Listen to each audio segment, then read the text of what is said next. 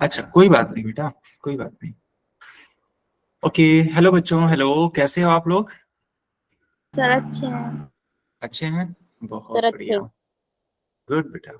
देखो बच्चों, हम लोग क्लास 10th का गणित पढ़ रहे हैं, चैप्टर नंबर 3। चैप्टर नंबर 3 का नेम है दो चरों वाले रैखिक समीकरण युग्म, है ना। हम लोगों ने ये चैप्टर स्टार्ट किया हुआ है।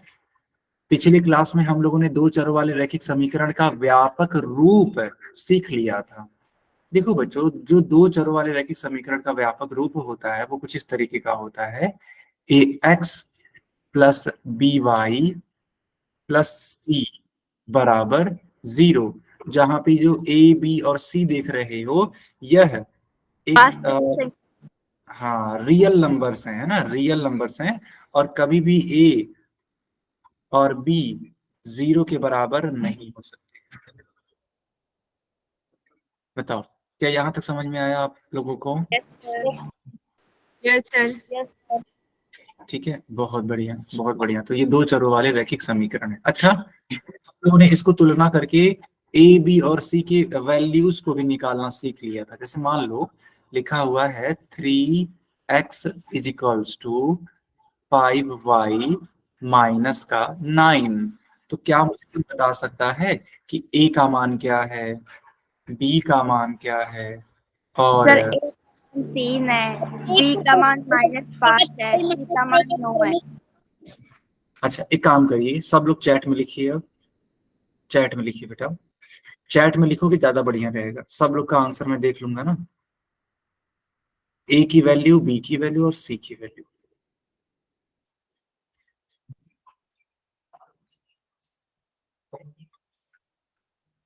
बहुत बढ़िया यार, गुड, वेरी नाइस बेटा, वेरी नाइस। अब मैं आपको सिखाता हूँ कि आखिर इस क्वेश्चन को कैसे सॉल्व करेंगे। देखो लिखा हुआ है 3x, ये 5y प्लस में है, इस साइड आएगा तो माइनस का 5y हो जाएगा। ये देखो, ये माइनस का 9 है ना, माइनस का 9 है, इस साइड आ जाएगा तो हो जाएगा सर प्लस का 9। अब दो चरों वाले रैखिक समीकरण के जनरल फॉर्म से तुलना करो तो ए एक्स प्लस बी सर जी वाई, नमस्ते। नमस्ते बेटा, प्लस सी बराबर 0 से कंपैरिजन करने पर, है ना, से तुलना करने पर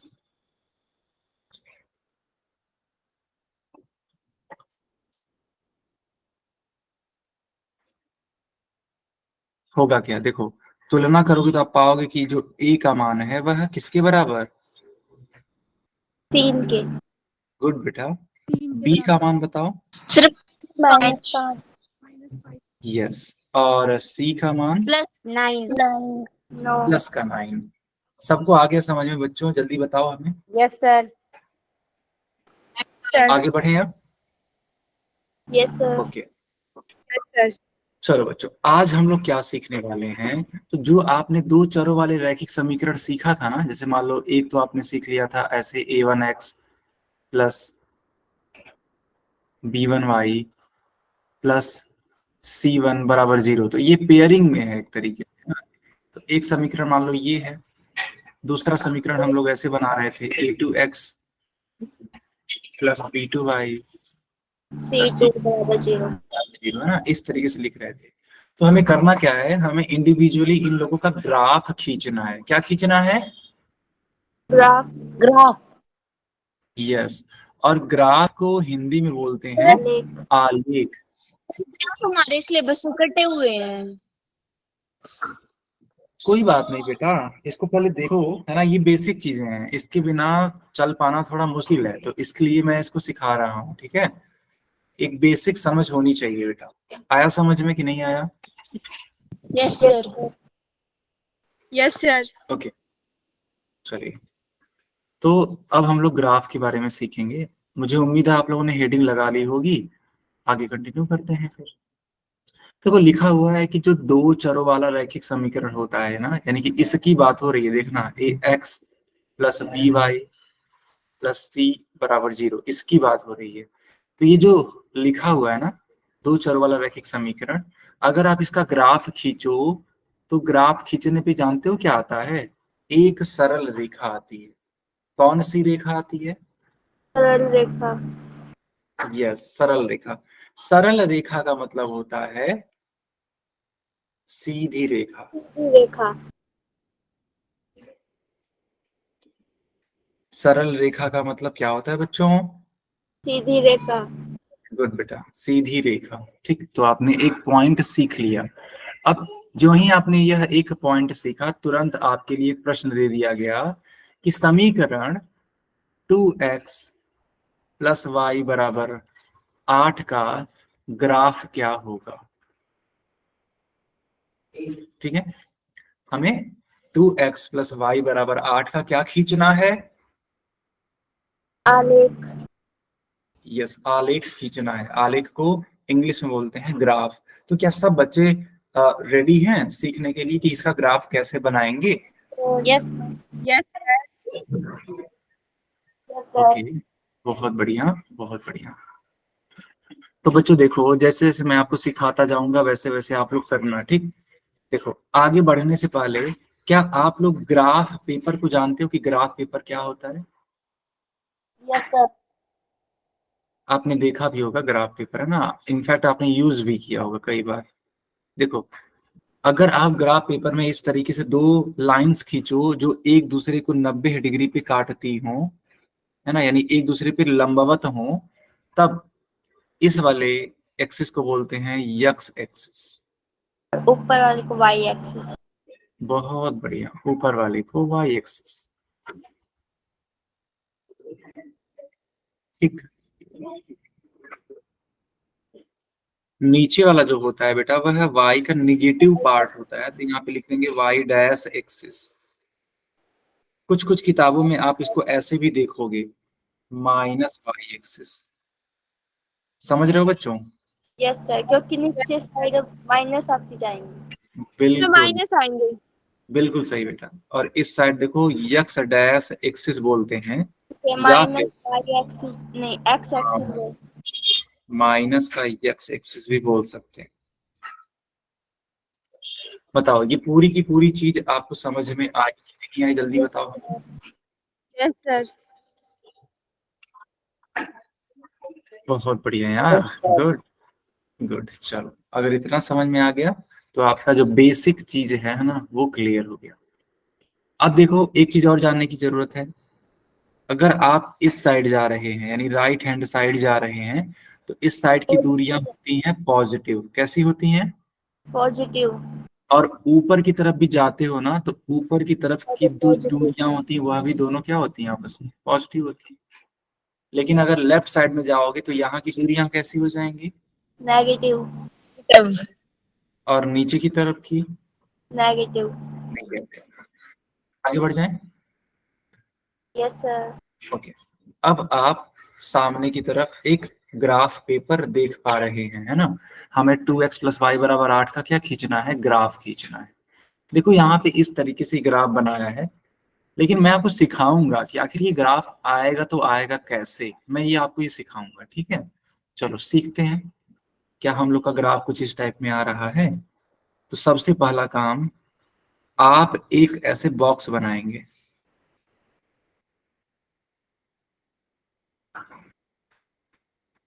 सर हम जो ये समीकरण दे रखा है इसको जीरो के इक्वल रखेंगे क्या? 8 को उस साइड ले जाएंगे तो -8 बन जाएगा इक्वल में 0।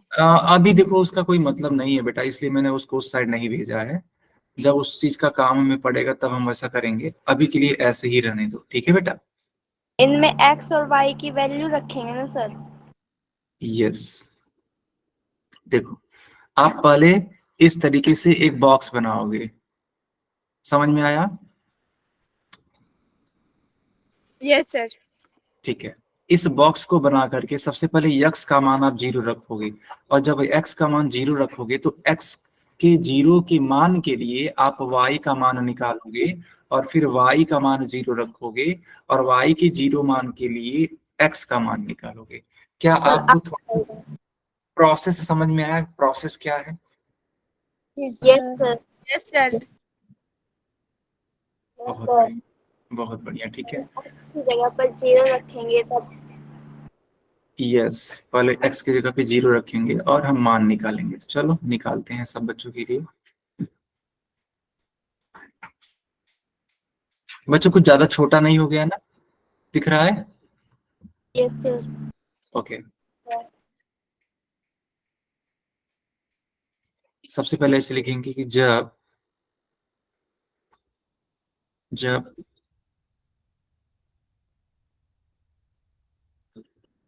x बराबर 0, देखो जो दो चरों वाला रैखिक समीकरण दे रखा है वो दे रखा है 2x प्लस वाई बराबर में 8। हमें x का जो मान है वह कितना रखना है इस वाले समीकरण में? 0। चलो यहाँ पे रखो, तो 2 into 0 plus y is equals to 8। 2 into 0 होता है तो बच्चों 0 आता है कि नहीं आता है, जल्दी बताओ। Yes sir. यानी कुल मिलाकर के y का मान कितना आ जाएगा? 8। 8 आ जाएगा। अब बॉक्स में जाओ और खाली स्थान पे 8 लिखो। यानी कि जो बिंदु बना है ना, ऐसे लिखना, इसलिए बिंदु। पता है बच्चों, जब हम बिंदु लिखते हैं तो x एक्सिस को पहले लिखते हैं और y एक्सिस को बाद में लिखते हैं, यानी x, y के रूप का बिंदु होता है। 0, 8। हाँ, तो x, y है तो x का मान तो 0 है और y का मान 8 है, तो 0 का मान 8 हो जाएगा। बताओ आया समझ में कि नहीं आया? Yes sir. बहुत बढ़िया, बहुत बढ़िया, ठीक है।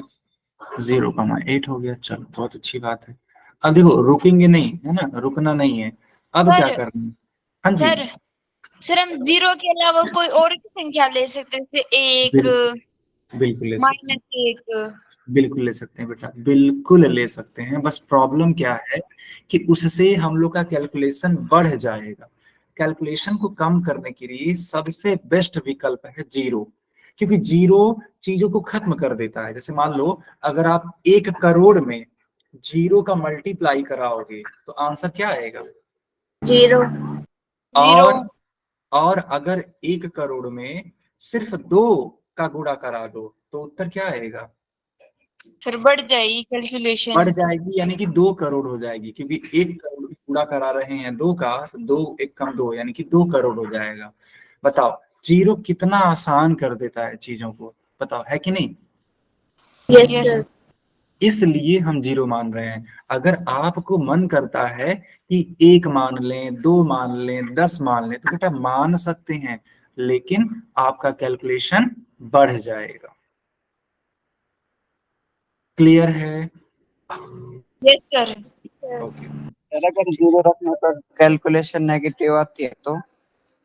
कोई दिक्कत नहीं है। अगर 0 रखने पे कुछ मान लो निगेटिव आ गया, कोई दिक्कत नहीं है, हम उसको भी ड्रॉ कर सकते हैं। जैसे मान लो आ गया -5,3, ठीक है, और यहाँ पे तुमने, चलो अब जब तुमने बात करी ली है तो मैं तुमको बना के दिखा भी देता हूँ। देखो तुमने मान लो इस तरीके से बनाया,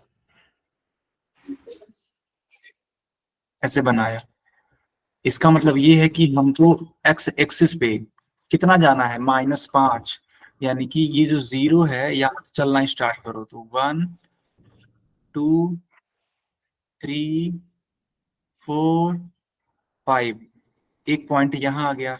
3 का मतलब क्या है? 3 का मतलब ये है कि 1, 2, अब इन दोनों ही पॉइंट्स को मिला दो। देखो कोई दिक्कत नहीं है, निगेटिव रहे पॉजिटिव रहे, हमें उससे कोई फर्क नहीं पड़ता। तो अगर -5,3 है तो इस तरीके, अच्छा चलो मिलाओ मत, क्योंकि मिलाओगे तभी कंफ्यूज हो जाओगे। आप इन दोनों बिंदुओं की सहायता से देखना, ये है एक बिंदु, है ना, एक बिंदु ये है और एक बिंदु ये था। इसके वजह से कटान बिंदु कहाँ आएगा? देखो हमें सिर्फ कटान बिंदु से मतलब होता है। इन दोनों का कटान बिंदु देखो यहाँ आ रहा है कि नहीं आ रहा है, जल्दी बताओ हम। Yes sir. तो ये जो कटान बिंदु आया, इसी कटान बिंदु का नाम है -5,3। बताओ बच्चों, आया समझ में कि नहीं आया, जल्दी बताओ अब। आ गया पोल में दे। ठीक है। अरे बेटा ये टॉपिक ही नहीं कंप्लीट हुआ, पोल में कहाँ देंगे, थोड़ा सा। सर आप हमसे पूछ लेना अगला Okay, sir. क्वेश्चन। चलो पहले यहाँ देखो, अब ये कंप्लीट करो। तो बिंदु हो गया 0,8। अब ऐसे लिखो कि जब y बराबर 0, यानी अब 0 किसको मानना है, y y को। को तो 4 इसलिए आएगा। अच्छा 4 आएगा, ठीक है बेटा देख लेते हैं, बिल्कुल देख लेते हैं। तो y का मान 0 रखो, तो 2x प्लस 0 बराबर 8। तो 2x बराबर 8, यानी कि x बराबर 4। इसलिए इसलिए बिंदु बराबर x कॉमा वाई, और x कॉमा वाई का मतलब है 4 कॉमा 0। नहीं, जो बच्चा बोल रहा है 0 नहीं है बेटा, x का मान 4 है ना। Yes sir. आया समझ में कि नहीं आया? यस ठीक है। तो जो बिंदु हो जाएगा यहाँ पे 4,0, और यहाँ पे बिंदु का मान क्या था? 0,8। हाँ 0,8। अब देखो हम ग्राफ खींचेंगे, देखो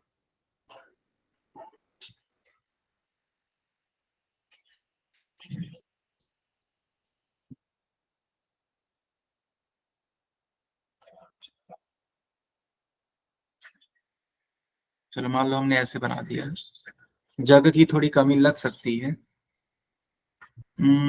जगह की कमी से बचने के लिए एक काम करते हैं, इस पूरे वैल्यू को डिस्प्लेस करके यहाँ लिख देते हैं।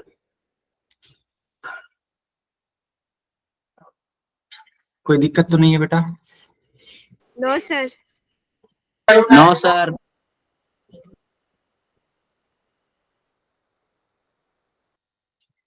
चलो आपको बनाना है 0,8, यानी कि x एक्सिस पे 0 चलना है। देखो ये x एक्सिस है, y एक्स पर 8 ऊपर की साइड। तो 1 2 3 4 5 6 7 8 वो तो जाएगा। बस जानते हो क्या करना पड़ेगा, एक बार थोड़ा सा नीचे लाना पड़ेगा, एक बार। मैं सब सोच समझ के बना रहा हूँ ताकि आप लोग को फील हो, हर एक टॉपिक फील हो, है ना। कुछ भी हवाबाजी नहीं, सब कुछ फील होना चाहिए कि आखिर सर बना रहे हैं तो बना कैसे रहे हैं, चीजें हो कैसे रही हैं, सब समझ में आना चाहिए।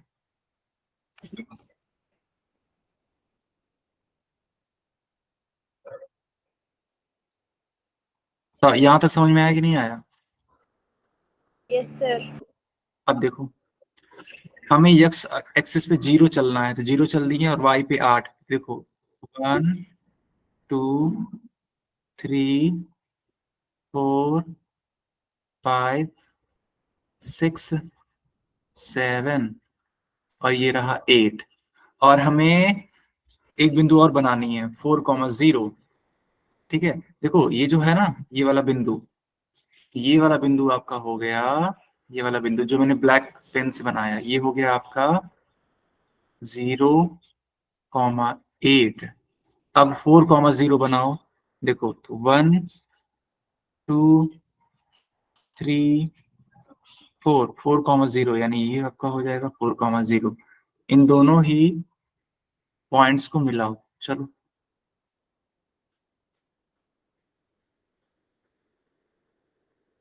नहीं मिला नहीं ना, रुक जाओ, कोई दिक्कत नहीं है, इसको हम हल्का सा घुमाएंगे।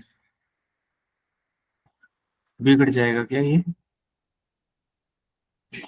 हाँ बिगड़ जाएगा, रुक जाओ, दोबारा से बनाते हैं फिर, कोई दिक्कत नहीं है।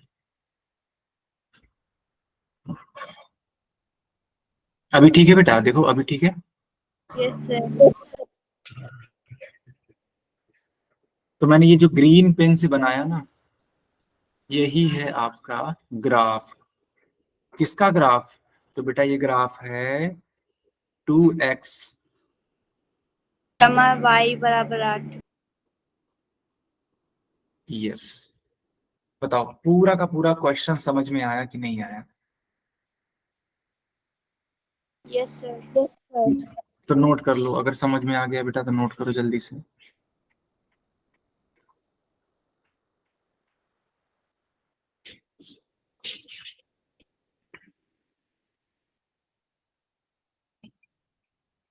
कर लिया सर।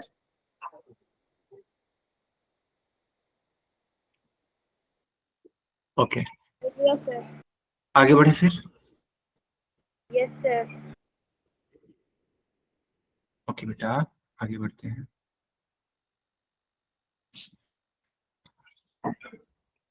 देखो यहाँ पर पहले से ये जो ग्राफ बना है एकदम जस्ट इसी के जैसा है या नहीं है, जल्दी बताओ।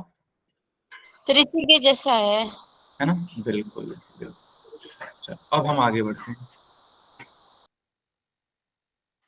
देखो बच्चों, अभी कोई एक बच्ची ने पूछा था कि सर क्या हम जीरो के अलावा कुछ और ले सकते हैं? बिल्कुल ले सकते हैं। देखो इस बार x की वैल्यू 1 ली गई, तो 1 के रिस्पेक्ट में y का मान कितना आ गया?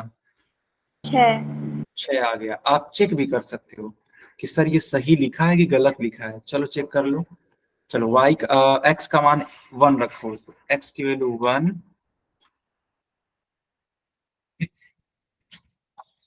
x की वैल्यू 1, तो 2 1 जार 2, 2 plus y is equals to 8, so y is equals to 8 minus 2 यानी कि 6। बताओ y की वैल्यू 6 आ गई और x की वैल्यू 1 थी, तो 1,6 बना कि नहीं बना, जल्दी बताओ। Yes sir. यस, तो यह इसका एक पॉइंट है। अब कुछ और जरूरी बातें है ना, अब मेरी बात को ध्यान से समझना। बेहद जरूरी बातें अब सिखाने जा रहे हैं। देखो इक्वेशन था 2x प्लस वाई बराबर 8। पता है अगर कोई सा भी बिंदु आप ले रहे हो और उसको पुट करने पर, यानी कि x और y की वैल्यू पुट करने पर, अगर लेफ्ट हैंड साइड और राइट हैंड साइड बराबर बराबर, आई।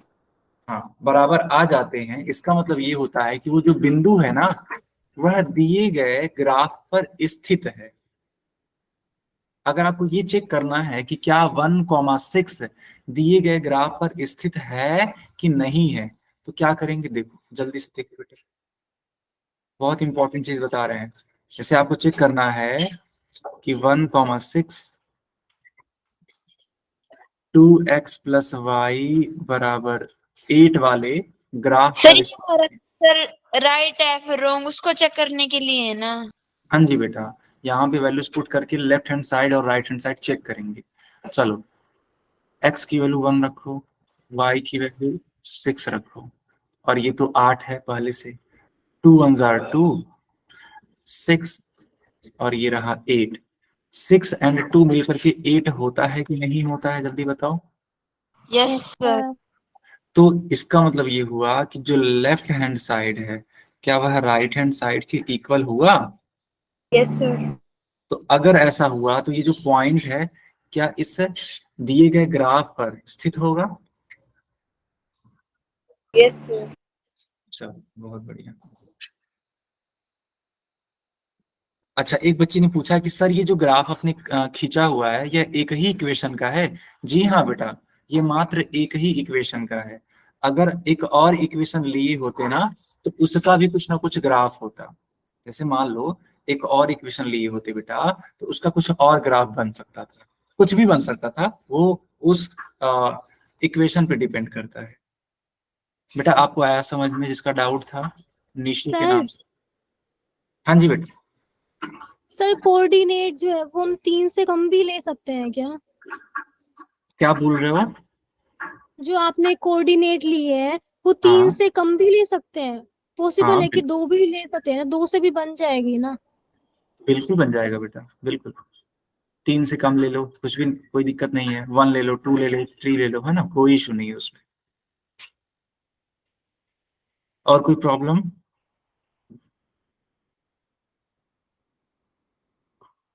ओके, अब हमें एक क्वेश्चन का आंसर करो। अगर 2x प्लस वाई बराबर 8 है तो चेक करो कि क्या 4 कॉमा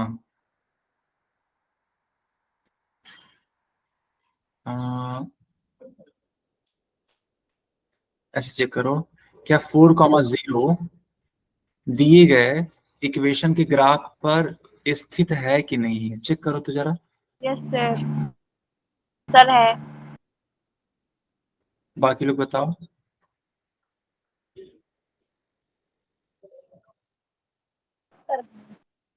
क्यों है, कौन बताएगा रीजन? सर अगर x की वैल्यू 4 रखेंगे तो वो 8 बन जाएगा। 8 प्लस 0 विल बी 8, तो 8 इज इक्वल टू 8। LHS जो है वो RHS के इक्वल आ जाएगा। परफेक्ट आंसर, गुड बेटा। ठीक है, देखो बच्चों, इन्होंने कहा कि सर अगर हम x की जगह पे 4 रखते हैं जो कि आपने दिया हुआ है, और y की जगह पे 0 जो कि आपने ही दिया हुआ है, तो अगर ऐसा करेंगे तो 4 2 जा 8 हो जाएगा लेफ्ट हैंड साइड में, और राइट हैंड साइड में ऑलरेडी 8 था सर। इट मीन्स ये दोनों इक्वल हो जा रहे हैं, और जब दोनों इक्वल हो जा रहे हैं इट मीन्स ये जो 4,0 है वह दिए गए इक्वेशन के ग्राफ पर जरूर स्थित होगा। क्लियर है ये बात? Yes sir. ओके, जरा सा ये चेक करो कि क्या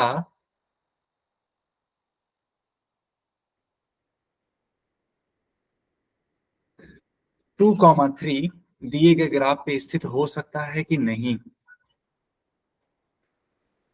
चेक करो जल्दी से। No sir. No sir. पक्का? Yes sir. एकदम सही बात आपने कही है ना। क्योंकि क्योंकि रीजन कोई बताएगा? सर मैं बताऊं? हाँ बताओ। सर क्योंकि है ना, दो को अगर हम दो है उसको x की वैल्यू अगर हम 2 रखेंगे तो 2 दूनी 4 हो गया, और y की वैल्यू आपने 3 बताई थी, तो 4 प्लस में 3 7, 7 is not equal 7 is not equal to 8। बहुत सही बेटा, गुड। देखो बच्चों, हमने दे रखा था 2,3 वैल्यूज पुट करनी है। सबसे पहला वाला जो वैल्यू होता है वो x होता है, और जो सेकंड वाला होता है वो y होता है। सो x की वैल्यू 2 एंड y की वैल्यू 3 पुट करो, और चेक करो क्या लेफ्ट हैंड साइड और राइट हैंड साइड इक्वल आ रहे हैं। 2 2 जा 4 प्लस 3 इज इक्वल्स टू 8, लेकिन 4 और 3 ऐड करने पे तो 7 आता है। तो 7 कभी भी 8 के इक्वल हो ही नहीं सकता, ये तो मैथमेटिक्स के ही खिलाफ है। इसका मतलब ये हुआ कि 2,3 दिए गए इक्वेशन के ग्राफ पर स्थित नहीं होगा। एकदम ये बातें क्लियर हो चुकी हैं आप सभी लोगों को? Yes sir. अरे खाना बोल दो, हो सर। गया? ठीक। सेकेंड पॉइंट लिखा है कि रैखिक समीकरण का प्रत्येक हल रैखिक समीकरण के आलेख पर स्थित होता है। बिल्कुल सही बात है, अगर वो उसका सॉल्यूशन है। देखो बेटा, अगर उसका वो सॉल्यूशन है तो उसके ग्राफ पर वो स्थित होगा, और अगर उसका सॉल्यूशन नहीं है तो उसके ग्राफ पर स्थित नहीं होगा। कैसे पता लगेगा सॉल्यूशन है कि नहीं है? अगर सॉल्यूशन होगा तो लेफ्ट हैंड साइड और राइट हैंड साइड दोनों इक्वल हो जाएंगे, लेकिन अगर सॉल्यूशन नहीं है तो लेफ्ट हैंड साइड और राइट हैंड साइड इक्वल नहीं होने वाले। आगे बढ़ जाए। Yes sir. ठीक है, ओके आगे बढ़ते हैं ना। चलो यहाँ पे कुछ आते हैं, देखते हैं क्या है ये। हालांकि एक क्वेश्चन है, सॉल्व करना होता है। लिखा है कि क्या बिंदु 3,-5 समीकरण इतना के आलेख पर स्थित है। बेटा ये तो आप खुद करोगे, मैं नहीं करने वाला। अभी के अभी करके दिखाओ, और हमें ये भी रीजन भी बताओ। होगा। होगा, ठीक है। बाकी लोग बताओ।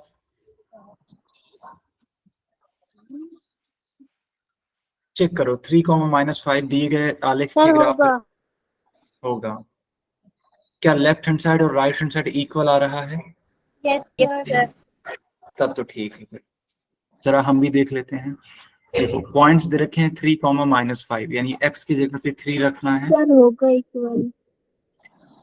यस, और y की जगह पे -5। 2 3 जा 6। देखो बेटा, माइनस और माइनस मिलके प्लस हो जाएगा। 5 3 जा 15। 15 में 6 ऐड करेंगे तो 21 आता है। Left hand side right hand side equal है। एंड दैट्स वाई हम लोग आसानी से बोल सकते हैं हाँ सर 3, -5 इस दिए गए इक्वेशन के ग्राफ पर स्थित होगा। आगे बढ़ जाएं अब। Yes sir. चलो इस क्वेश्चन को करके दिखाओ हमें। नहीं होगा सर। अरे इतना जल्दी कैसे बता दिया, चेक करो। सर पहले पढ़ चुके हैं। पहले अगर पढ़े हैं फिर भी आपको सॉल्व करके बताना है, ठीक है। सॉल्व किया था पहले। अच्छा बाकी लोग बताइए। नहीं होगा, नहीं होगा, ठीक है। देखो -4, 3, ठीक है, -4, 3 है। क्या होगा ध्यान से सब लोग समझेंगे। 3x की जगह पे -4 रख देंगे, 4 इंटू वाई की जगह पे 3 रख देंगे, +12 इज इक्वल्स टू 0। 4 3 जा 12 यानी कि -12, 4 3 जा 12 यानी कि -12, और ये रहा आपका +12। अच्छा बच्चों, प्लस का 12 और माइनस का 12 आपस में कैंसिल हो जाएगा कि नहीं हो जाएगा? हो जाएगा सर। यानी कि -12 इज इक्वल्स टू 0 हो गया। ऐसा कभी होता ही नहीं है कि -12 0 के इक्वल, एंड दैट्स वाई यह इसका एक तरीके से बोल सकते हैं कि हाँ यह जो बिंदु है वो दिए गए आलेख पर स्थित नहीं है। सिंपल। आगे बढ़े।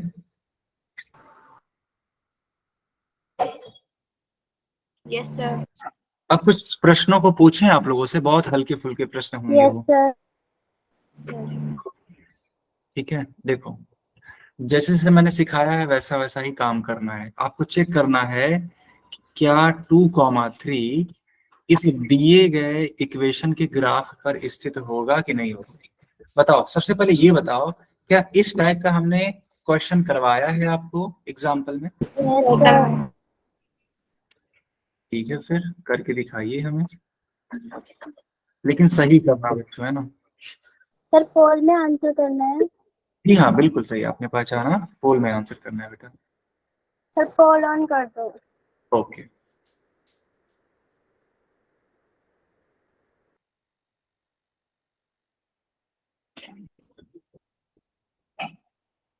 मैंने सब बच्चों के लिए पोल ऑन कर दिया है, ठीक है। Yes sir. Perfect perfect. कर दिया सर।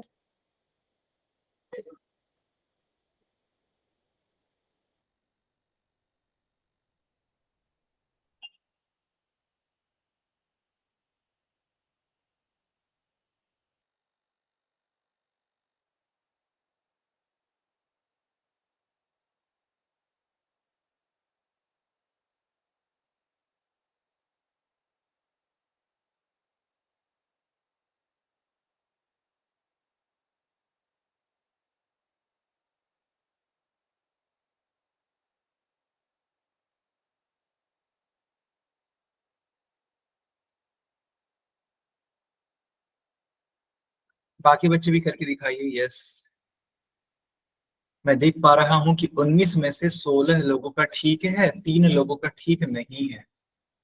बहुत सही जा रहे हो आप लोग, बहुत सही जा रहे हो बेटा। ऐसे ही हमेशा उत्तर किया करो, ठीक है। बहुत अच्छा लग रहा है देख करके, बहुत अच्छा लग रहा